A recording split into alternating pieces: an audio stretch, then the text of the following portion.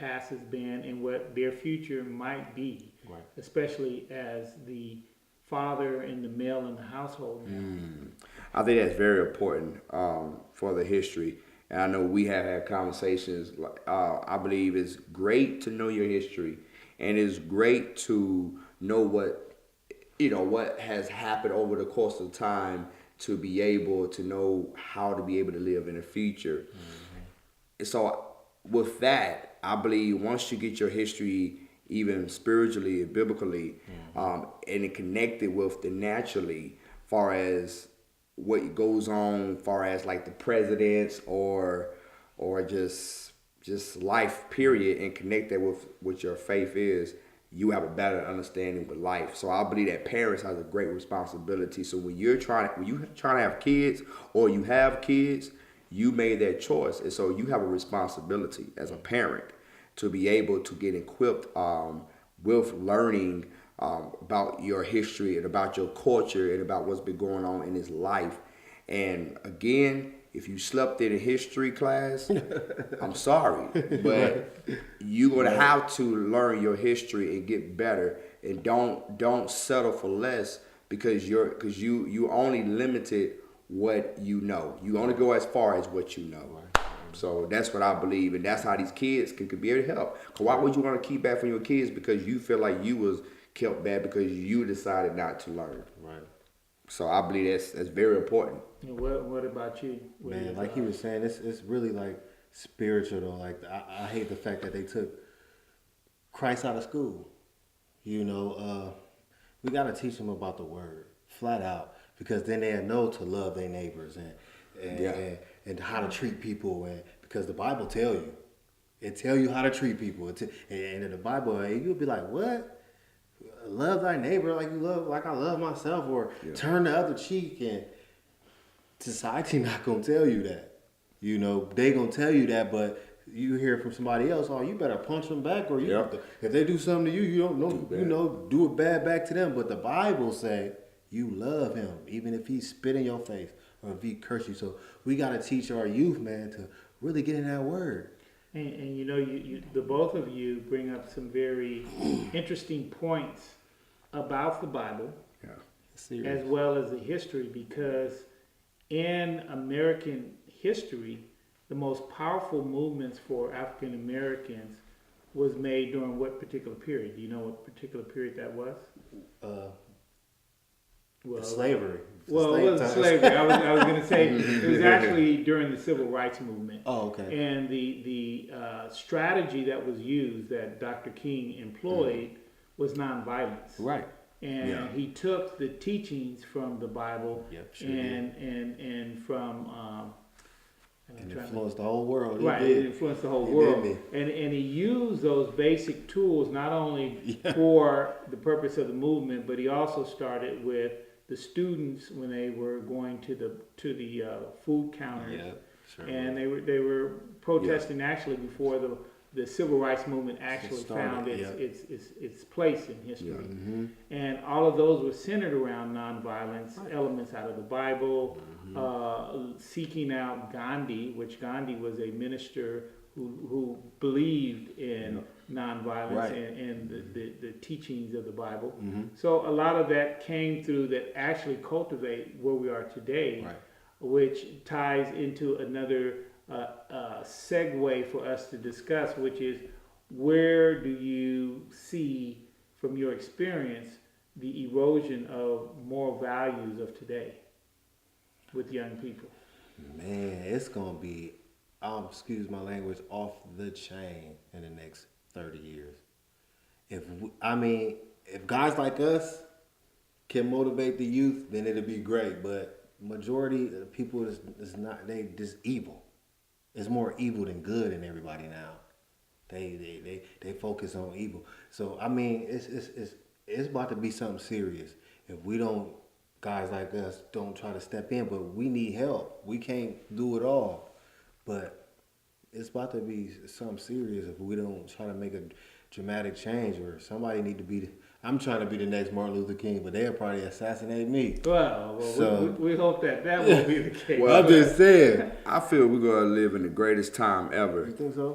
And the only reason why I believe that, yeah, of course, things will get worse before it becomes great, and I believe that we're going to our greatest only because if Jesus can be able to use 12 disciples to change the course of the world, people like us, we can be able to do the same thing. It only needs one person that really believing in God, you could change the world. Michael Jackson was able to do something like that with his music. For a person to have that power, that much power, and to be known. Matter of fact, my nephew knows him, and he's only 7 years old. Right. That just shows you the power of one person that can be able to change the course and the culture. And so I believe what we're doing right now with this Christian music is allowing other people to continue to go through the door so we can live a legacy here instead of just leaving an imprint. Right. I believe the imprint is very important. Yes, we lay the imprint out and the blueprints, but leaving a legacy is the most awesome thing so that people can know the pathway to be able to continue to keep going what we're doing. Wow. But go ahead. I want to say because we were at the taping today with LaCour, and she had mentioned on camera, like, look, Jay-Z and Lil Wayne, watch what y'all do and say and how y'all wear y'all clothes. Because, like, I talk to a lot of young dudes, man, they think I'm corny because I do gospel rap or I'm trying to tell people how to be good. They're like, I'm not into that. That's not what I'm around. I'm around drugs, gangs, and violence. And that's what they want to promote, though. That's what they listen to and see on the radio. And, I'm not trying to knock, because I used to listen to secular. I still listen to secular, but I mean, they're promoting the wrong message to these young kids. And when I come, they be like, man, I don't want to hear that. That old goody good talk. And man, I'm listening to the Migos, not trying to dog them, but I listen to the Migos and they telling me to sell dope and rob. And that's what my surroundings is. So it's kind of 50-50. So we got to try to do our part, like he said, but man, we need the parents to step in. We need other young men like us to step in. Because if they're not gonna show the young people love, That's why God uses you. Yes. So that's why God uses both of us. Right. Somebody We else doing it. Man, they ain't we doing it. Right. Well, we're doing it now. Well, and that's why we're having a segment today. Yeah. Viewers, is because when we look at history, and especially American history, it hinges on cyclical experiences in society. And certainly with what happened in Ferguson, certainly is not the first. And hopefully it will be the last. But to make it the last, we have to find the secret to break that cycle. Yeah. And I share it in that format is because in my study of society and as an author, I have a series of books called New Beginnings. It opens up the awareness that life is cyclical. People live in the same dynamics of their families or their communities or the good and the bad of what is in their environment. Right. And in order to break those cycles, someone has to come along and bring forth changes. Yeah. And that's also what is indicative of what would be required to bring forth new change with what we've been seeing in these cycles of abuse, with the law enforcement agencies, the racism, and more importantly, I think, how do we capture learning to discuss racism without it being viewed as negative or viewed as something that you don't discuss. Right. I think racism, as difficult as it has been for American history, should be as simple as saying, I respect you, or I love you, or I want to be successful, or I want to be educated. Why can't it be that easy? And they're not, being racist like how I was brought up. I'm 33. I used to hear my granddad say, talk about white people and all that. So, but but that's not right, So the younger kids that's under us really not hearing it unless we teaching it to them. So it's getting better. We all living within each other, but it's just now it's just with the Ferguson thing. But really, to the police officers, I want to say this: we do need them. Not all police officers are bad. Let me put that out there. It's just the ones who do the attacks. We need to watch them, put the blame on them. Don't attack the whole force. You see what I'm saying? Because I got uncles that's police, and they laid back. They good officers. So we gotta just we need the law though. We can't just attack them. All of them either. Just the ones who did that act. They need to be disciplined. Right, but I think for what the message of this cycle is showing us is that we as society have to look at the type of reforms that's going to give your children a better sense of what their future can hold. And the reason for that is because do you want your sons and your daughters, especially your sons, African American, minorities, Hispanic, Asian kids, all the minorities who are more inclined to believe that they have to adhere to a certain standard when they're around police officers, keeping in mind that your tax dollars pay their salary. Yeah. You are really the ones who pay them. They are supposed to serve you in the community. Right. So should you be afraid of law enforcement officers because for some reason they seem to have more authority? I mean, does that sound right? I mean, to me, it's almost indicative of you being afraid of your children because your children can call the police because you want to discipline them. So is that the way our society should function? But some of these police officers, though, man, some of them just kind of take that badge as power and kind of use it in the wrong way. Because I just got pulled over maybe a month ago, and it was me and my wife. We had just got a rental car. We was going out of town to do a show, and we noticed that the rental car was semi-dirty. But we called them this rental's kind of dirty. Can you clean it? We take it back. They kind of cleaned it a little bit, but it was still kind of dirty. Make a long story short, I was driving. I had dropped one of my cousins off at home or whatever. It's Florida tags. So boom, I get pulled over. They pulled me over. They said my brights was on. I did not know that was a law that you can't have your brights on or whatever. But I didn't know because it was a rental car. They're like, we pulled you over for your brights. I'm like, okay, whatever. Boom. Can you step out the car? They searched the car. Didn't find nothing. They was just so upset. They couldn't find nothing. They brought 2 or 3 other cruisers. Searched again, they couldn't find nothing. Another cruiser. They searched, and I guess they found I don't know, I wish I had a little tiny piece of paper. They tried to say it was some cocaine. But it took y'all about 5-6 cruisers to find something that small. They was really trying to get me. So once I presented that to the officer, officer, you brought 3 or 4 cars just to find that. This is a rental car. Oh, you going to jail for this. And they couldn't even see it. They was trying to test it. They couldn't even see it. They was walking around. Can you see, is this it? Because they put it in a little tester to see if it changed color, if it's really cocaine. They couldn't even really see it. But they just was so angry that I don't know why he was having a bad day. But I went to jail. You went to for jail nothing. for that? Yes, for nothing. Got out the next day, but I went to jail for that. They really was trying to put me in jail. They did not want to let me go. So are you saying that you were arrested? Arrested. And booked? And booked for flash, because I was in a rental car with Florida plates. I'm from Ohio. That's what got me, though, because it was Florida plates. It was late. It was 2 o'clock in the morning. They we'll pull do you know your lights was on? Can you step out the car? I got license and insurance. They don't supposed to do that.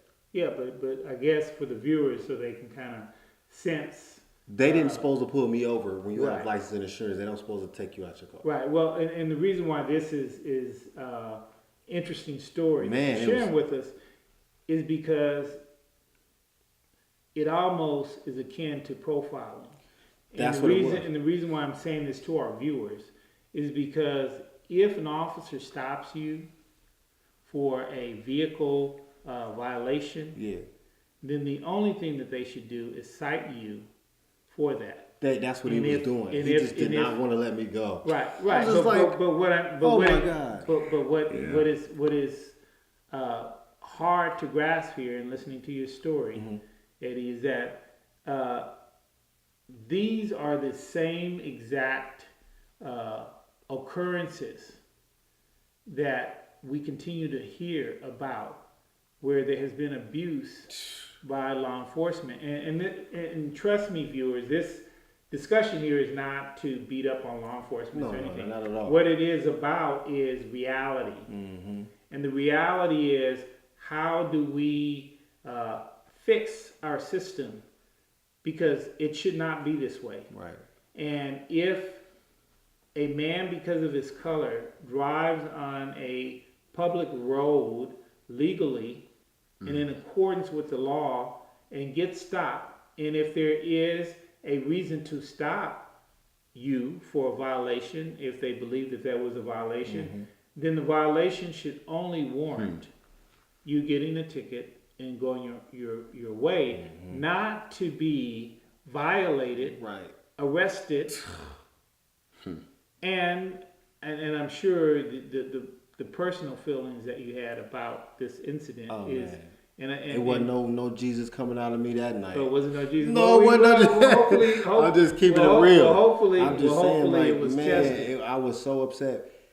just if you just would have seen like the small, I don't even know how you even could find that. So what was they was just so. And I still got to go to court for that, you know. Okay, so you're still fighting that in court. Yeah, but thank God, I know the judge, and she, we good peoples. But other than that, if it was any other judge, they probably would. So the case hasn't been dropped yet. No, not yet. Okay. Not yet. Okay. Well, I hope that the viewers will appreciate you keeping us abreast of it, because this is, and none of this, viewers, trust me in me saying this. This show wasn't held to bring out this. It was we merely wanted to do male bonding, talk about some of the issues in our society, certainly that affects minorities, in particular African American men, in light of what happened in Ferguson. Right. Just to have conversation, and by no stretch of the imagination did I know of Eddie's story and expected to hear it. And I share this with you viewers because obviously the type of profiling and the level of action that officers take is unwarranted. And here is another example. So my true belief and hope will be is that this generation will be a generation that is proactive in how to bring some resolution to it. Right. Yeah. And the reason why I say that is because if this is a common practice that we're seeing, and you just mentioned your story, and it happened, what was the date? I'm sure you remember the date, right? Yeah, it was like a weekend, but it was so crazy until when I asked the officer, I was kind of upset. I'm like, man, you must don't like black people. Because I didn't mean to say that. Yeah, he was like, I'm like, I didn't say black people, though. I said the N word. I was upset. I'm human. Okay. And he told me I never heard of that before. I never heard of that word before. Oh, okay. So I was like, nah, I know you, I know you just blowing smoke. You just being ignorant. Now you really wanted to take me to jail, then you say you never heard the N word before in my life. So, I can understand what people went through in Ferguson, because it's in my state all the time. Right. So this happened after the Ferguson incident, and would you? No, before the Ferguson. Oh, this is before. This was before. Yeah. That Ferguson happened after. But that's why I was trying. That's why I was trying to find out. Do you remember the date you were arrested? This was. I think it was like maybe like 3 weeks ago or something like that. I don't remember the date. Oh, so it was right before the Ferguson. Yeah, like right. A week or so before. Yeah. Okay. Yeah. So the reason. The reason I'm bringing this up is because, again, the momentum of these incidents are occurring all over the country. But until they rise to the level of a Ferguson to bring national as well as international attention, then the officers in the mindset of those that uses the profiling measures are going to continue to do it. So my hope and belief would be this would be the time that action is taken to be proactive, because it may result to where it may not be just minorities in the future. It may be non-minorities. Right. And then what's going to happen? You know?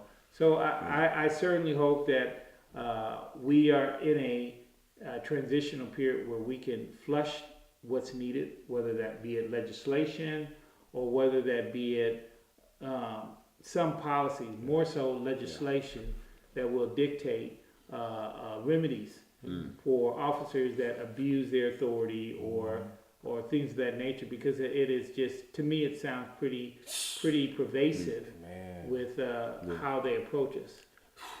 So in closing, we're gonna get these two artists up so they can show us their real talent, because we don't want the viewers to leave the show without hearing and without you two really showing what your gifts are.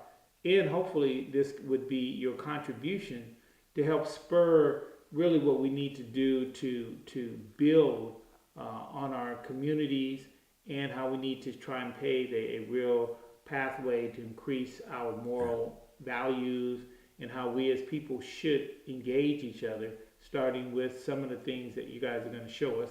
So hopefully viewers stay with us. We're going to set up so that the two artists can sing respectively and show us what some of their true talents are. And so stay with us. This is Alan Shea with Our Society. We'll be right back. All right, 3, 2. This is Alan Shea. We're back with T. Rand Gilbert. He's going to show us the great power of his vocals. Yes. All right, sir. All right. Show the viewers what you got. All right. Here we go. Come and save me. Come and raise me from my destruction. I need you now, God. Yeah, I need you now. Dreaming to find that inner peace. Oh, I'm dying to find that inner joy. I am reaching out my hand to you. Oh God, I am steady here with my heart open up to you. Come and save me. Come and raise me from my destruction. Come and save me. Come and raise me from my destruction. I need you now, God. Yeah, yeah, I need you now. Freedom, freedom. Free me from this shame. Redeem me, oh, redeem me. Redeem me from this pain. I am reaching out my hand to you, oh God. I am steady here with my heart open up to you. Come and save me. Come and raise me from my destruction. Oh. Come and save me. Come and raise me from my destruction. I need you now. Yeah. I need you now. I need you now. Yeah. I need you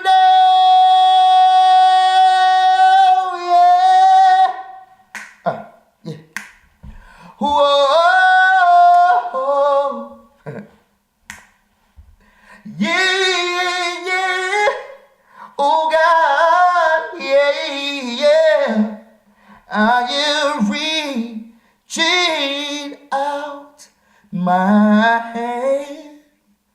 Oh God, are you standing of my heart open up to you? Come and save me, raise me from my destruction. Oh God, I need you now. Yeah, I need you now. Na na na na.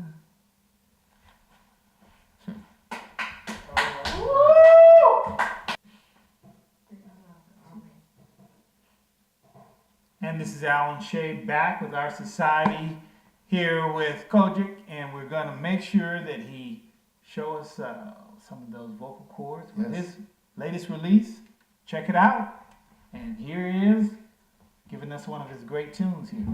This is called Jesus Coming Back. Listen to the lyrics on this. Jesus coming back, Jesus coming back, yeah, Jesus coming back, Jesus coming back, Jesus coming back, Jesus coming back, yeah. He coming, he coming, he coming, yeah, Jesus coming back, Jesus coming back. Check this out. Listen to the lyrics on this, y'all. Look, Jesus coming back like a thief in the night. Now what would you do if he came back tonight? Now would you be ready if the Lord cracked the sky? If he asked you would you say, would you have to tell a lie? If he caught you at the club popping bottles with the ladies, tell him that you saved? Would you tell him that you're ready? If he caught you on the block selling drugs to us, do you think you're going to heaven to be with the mighty? If he caught you in the bed having sex before you're married, plus adultery is a sin, you think he'll let you in? If he caught you in the midst of a burglary or robbery, or better yet a murder, you thinking you won't suffer? If he caught you on the corner, prostitution, if a month, prostitution is a sin, it's filthy and unholy. If he caught you getting married in a same-sex marriage, if you think you're going to heaven, you might as well forget it. If you letting money rule everything in your life, you're not putting God first, you're not living it right. The Lord is coming soon, keep your holy life tight, cause Jesus coming back like a thief in the night.